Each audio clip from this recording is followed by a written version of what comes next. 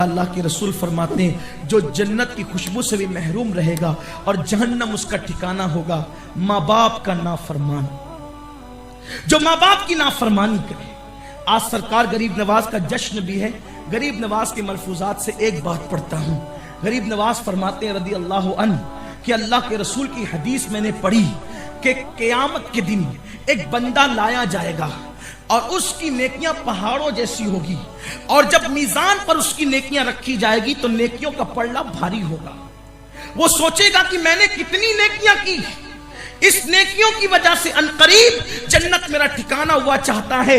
ایسے میں کاغذ کا چھوٹا سا ٹکڑا گناہ کے پلڑے میں گرے گا اور اس کے گناہ کا پلڑا بھاری ہو جائے گا اور نیکیوں کا پلڑا ہلکا ہو جائے گا۔ اللہ کا منادی اعلان کرے گا اس بدبخت کو منہ کے بل گھسیٹتے ہوئے جہنم میں لے کر کے جاؤ۔ جب اسے جہنم کی طرف لے جایا جا رہا ہوگا تو وہ روتے ہوئے پوچھے گا آخر اس کاغذ کے چھوٹے سے ٹکڑے میں کیا لکھا تھا جس کی وجہ سے میری ساری زندگی کی نیکیاں ہلکی ہو گئی؟ تو آواز آئے گی بندے تو نے اپنی ماں سے یا اپنے باپ سے ایک مرتبہ چلا کر زور سے بات کی تھی، وہی ایک گناہ اس کاغذ کے ٹکڑے میں لکھا ہے جس نے تیری ساری زندگی کی نیکی کو ہلکا کر دیا ہے۔ آپ جانتے ہیں آج کل کے جوان تو چلا کر باتیں کرتے ہیں، غصے میں باتیں کرتے ہیں، ڈانٹتے ہیں، کہتے ہیں تمہیں کیا سمجھتا ہے، بڈھے ہو گئے عقل نہیں آتی، کماتے ہیں۔ اللہ اکبر، بہت سارے جوان وطن چھوڑ کر کے دلی آتے ہیں، ماں باپ 50 بار ذکر کرتے ہیں میرا بیٹا دلی میں ہے، میرا بیٹا دلی میں ہے۔ دلی والا بیٹا ایک بار بھی نہیں کہتا کہ میرے ماں باپ وطن میں ہے۔ یاد رکھنا دنیا میں کوئی کسی کو اتنا پیار نہیں دے سکتا جتنا ماں باپ اپنی اولاد کو پیار دیتے ہیں۔ اور میری قوم کے جوانوں سن لو، اس محبت کی قدر آج جو تم نہیں کرتے ہو نا، جس دن یہ بوڑھے جھری پڑے ہوئے چہرے قبروں کی زینت بن جائیں گے، ان دنوں تم ان چہروں کو یاد کر کر کے پچھتاؤ گے، لیکن اس وقت پچھتانا کوئی فائدہ تمہیں نہیں دے گا۔ کسی خوبصورت سے خوبصورت چہرے کو دیکھنے کے بعد وہ ثواب نہیں ملتا جو ماں باپ کے بوڑھے جھری پڑے ہوئے چہروں کو دیکھنے کے بعد ثواب ملتا ہے۔ میرے آقا فرماتے ہیں جو محبت سے اپنے ماں باپ کے چہرے کو دیکھتا ہے اللہ اسے مقبول حج کا ثواب عطا فرماتا ہے۔ بات کو طول نہ دیتے ہوئے یہ یہاں بھی بات مختصر کرتا ہوں۔ ماں باپ کی دعا لو بڑی معذرت کے ساتھ، جلسے میں آ کر بیٹھتے ہو، مسافے کے لیے ٹوٹ پڑتے ہو ایک دوسرے پہ۔ پہلی بات تو مسافہ سنت ہے، اور ایک دوسرے پہ ٹوٹ پڑنا، دھکم دھکی کرنا، مومن کو تکلیف دے کے مسافہ کرنا اس کی اجازت نہیں ہے۔ لیکن آپ کو شوق ہے سید صاحب سے مسافہ کریں گے، پیر صاحب سے کریں گے، مفتی صاحب سے کریں گے، ہاتھ چومیں گے، دعائیں لیں گے، معذرت کے ساتھ سید صاحب آپ کے لیے دعا کریں نا اللہ تعالیٰ قبول کرتا ہے، لیکن اگر اللہ رد کرنا چاہے تو کر سکتے۔ کوئی گارنٹی نہیں ہے کہ آپ کے حق میں دعا کی سید صاحب نے تو اس کی ہر دعا آپ کے حق میں قبول ہوتی ہے، پیر صاحب نے دعا کی اس کی ہر دعا آپ کے حق میں اللہ چاہے قبول کرے چاہے رد کرے۔ لیکن ایک دعا ایسی ہے جب آپ کے حق میں کی جاتی ہے تو وہ رد نہیں ہوتی۔ وہ دعا کون سی ہے؟ میرے رسول فرماتے ہیں دعا والدی لولدی کا دعائی لکم، تمہارے باپ کی دعا تمہارے حق میں ایسی ہے جیسے مجھ محمد کی دعا امتی کے لیے ہے۔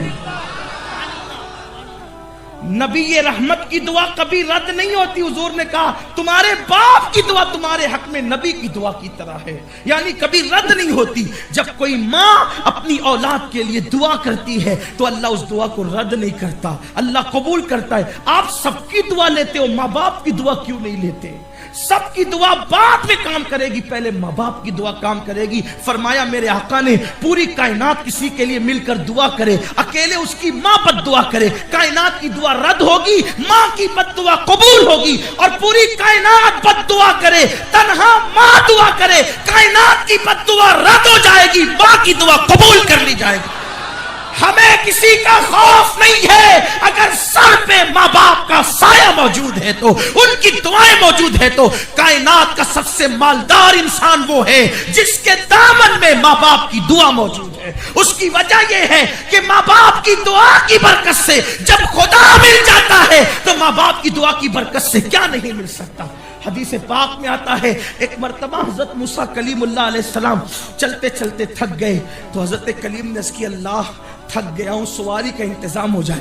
ارشاد ہوا میرے بندے میرے کلیم، وہ ایک بندہ میرا اور بھی اس جنگل میں ہے، آپ جا کر کے اس سے کہیں۔ حضرت کلیم اللہ موسیٰ علیہ السلام وہاں گئے اور جانے کے بعد کہا اللہ کے بندے میں تھک گیا ہوں، سواری کا انتظام کر۔ اس نے ہاتھ اٹھا کے دعا کیا، اے اللہ بادل کو زمین پہ بھیج دے، بادل زمین پر آ جائے تاکہ یہ اللہ کا یہ بندہ اس کے اوپر سوار ہو کر منزل پہ چلا جائے۔ بادل زمین پہ آ گیا، موسیٰ علیہ السلام سوار ہو گئے اور سوار ہونے کے بعد جب بادل لے کر اڑنے لگا تو اللہ کے کلیم نے کہا اللہ یہ بندہ کتنا برگزیدہ ہے کہ اس نے کہا بادل زمین پہ آ جائے، آ گیا۔ ارشاد ہوا موسیٰ یہ نیک نہیں ہے، یہ پرہیزگار نہیں ہے۔ کہا مولا پھر؟ کہا بات اتنی ہے مگر کہ یہ تو بادل زمین پہ منگایا، اگر آسمان بھی زمین پہ منگاتا تو بھی آسمان زمین پر آ جاتا۔ مولا کیوں؟ ارشاد ہوا بس بات اتنی ہے، اپنی ماں کا بڑا فرما بردار تھا، ماں کی اتنی خدمت کی اتنی خدمت کی اتنی خدمت کی کہ مرتے مرتے اس کی ماں نے کہا اللہ میرے بیٹے نے میری بہت خدمت کی، جب بھی تجھ سے یہ جو دعا کرے تو اس کی ہر دعا قبول کرنا۔ بس اس کی ماں کی دعا کا اثر ہے، یہ جو مانگتا ہے ہم عطا کر دیتے ہیں۔ یہ ماں کی دعا کی برکت، اپنے ماں باپ سے دعا کرایا کرو۔ میں سیدوں کی دعا کا مخالف نہیں ہوں، پیروں کی دعا کا مخالف نہیں ہوں، بزرگوں کی دعا کا مخالف نہیں ہوں، بلکہ ابھی یہ مولانا جنید صاحب نے مجھے ایک بات بتائی ابھی قیام گاہ پر۔ حضرت محبوب الہی کو جب ایک مشکل پیش آئی تو یہ کہہ رہے تھے کہ جب بادشاہ نے کہا کہ آئیں گے واپس تو نظام الدین کو قتل کر دیں گے، اور آپ کو کہا گیا تھا تو آپ نے وہ تاریخی جملہ کہا تھا ہنوز دلی دور است، ہے نا؟ لیکن اتنا بڑا ولی اس مصیبت میں گیا کہاں؟ دادا پیر کا مزار بھی تو موجود تھا مہرولی کے اندر، حضرت قطب الدین بختیار کاکی کا، یہ بھی تو مرجع خلائق بارگاہ ہے۔ حضرت محبوب الہی گئے کہاں؟ کہیں اور نہیں گئے، ماں کی چوکھٹ پہ گئے۔ ماں دنیا سے رخصت ہو چکی ہے تو ماں کی قبر پر گئے اور ماں سے دعا کی گزارش کی۔ ارے ماں زمین کے اوپر ہو تو بھی دعا کرتی ہے، زمین کے اندر ہو تو بھی دعا کرتی ہے، اور فرماتے ہیں کہ مجھے جب مشکل پیش آئی میں اپنی ماں کی چوکھٹ پہ گیا، میں اپنی ماں کے مزار پہ گیا۔ یہ ماں باپ کا مرتبہ ہے۔ ہم نے تو سب کو، بلکہ بڑی معذرت کے ساتھ، رسومات کو اہمیت دیتے ہو، فرائض و واجبات سے جی چراتے ہو، اور یہ شیطان کا فریب ہے کہ شیطان فرائض و واجبات سے ہٹا کر تمہاری توجہ نفلوں کی طرف لگاتا ہے۔ ہم نے مسجد بنانے سے بڑا ثواب، مدرسہ بنانے، ہر نیکی میں خرچ کرنے سے زیادہ ثواب ماں باپ پہ خرچ کرنے میں ملتا ہے۔ ہمارے پیسوں کے سب سے زیادہ اگر دنیا میں کوئی حقدار ہے تو وہ ہمارے ماں باپ ہیں، اور ہم ان کی طرف توجہ نہیں کرتے۔ یہ یہاں اتنے لا کر کے ڈالے نا اپنے، اگر ماں دوا کے لیے ترس رہی ہے تو یہاں دینے سے کچھ نہیں ملے۔ ہاں یہ سب چھوڑو دکھاوا، ماں باپ دوا کے لیے مانگے تو ڈانٹ کے کہتے بس کرو، کتنا دے رہے دے تمہیں، سب تمہیں پہ خرچہ کر دے، اپنی اولاد کے لیے بھی کچھ رکھے۔ نادان، جب تو بیمار پڑتا تھا تو ماں کہتی تھی اپنے شوہر سے دیکھو اپنی پراپرٹی بیچ کر کے پورا پیسہ ڈاکٹر کو دے دیں گے لیکن میرے بچے کی جان بچنا چاہیے۔ وہ تیری جان بچانے کے لیے دولت داؤ پہ لگاتی تھی، اور تو آج اپنی ماں سے کہتا ہے کہ کما کے سب تم پہ خرچ کر دے۔ خدا کی عزت و جلال کی قسم، آسمان کے تارے توڑ کے لانا کسی کے بس میں نہیں ہے، مگر اگر ممکن ہوتا کہ آسمان کے تارے توڑ کے لا کے ماں کے قدموں میں بچھاتے، باپ کے قدموں میں بچھاتے، تو بھی ماں باپ کا حق ادا نہیں ہو سکتا۔ اور مجھے تو یہ روایت اتنی پیاری لگتی ہے، میں سوچتا ہوں کہ بار بار اپنی قوم کو سناؤں۔ یہ بات پیش کر کے بات اینڈ کی طرف لے جاتا ہوں. سنو مسلمانوں، ایک وقت تو تم پر وہ ضرور آئے گا. اللہ سے دعا ہے کہ جلدی وہ وقت نہ آئے آپ پر نہ مجھ پر، جس وقت ماں باپ نہیں رہیں گے نا، ماں باپ تمہیں یاد آئیں گے. اس وقت تو صرف رونے کے سوا کچھ نہیں کر